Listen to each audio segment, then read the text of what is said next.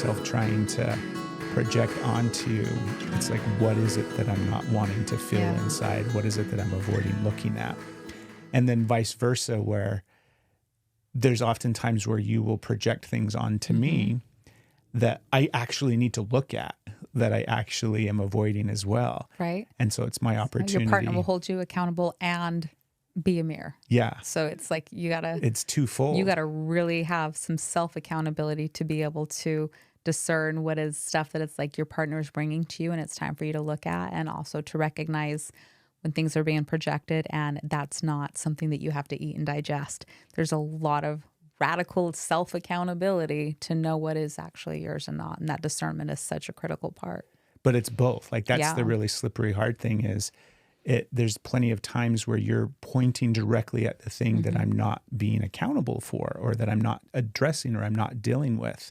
And in doing so, it's also something that you are not being accountable for, and that you're not addressing, and that you're not dealing with. Yeah, there's times we'll say it too. It's like, I can see it in you because I'm doing it too. I can see it in you because it lives in me.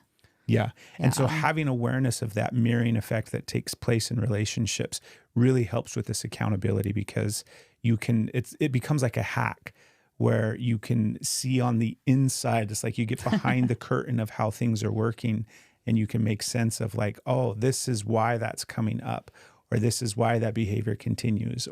And when you start to really understand your partner and learn about their past and their relationships and it's like their chemical makeup of who they are, then it all starts to make sense, right? Like we said earlier at the beginning, where we see the beginning of our relationship through such different lenses because we've done so much work together. And so I see why you were behaving the way that you were back then, right? I see how your childhood and your life and your previous relationships made you that way, right? That's like the makeup of Steph is this, and vice versa. So it makes so much sense.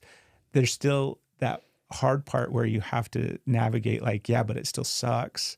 Yeah. Like it's still hard. It still sucks. And I still have to look at my own shit, not just like, oh, I understand you now. It's like, yeah, right? That's where the accountability comes in, where you, at some point, you just have to take accountability for your own actions. I'll fight for you until this life is over. There's no giving up.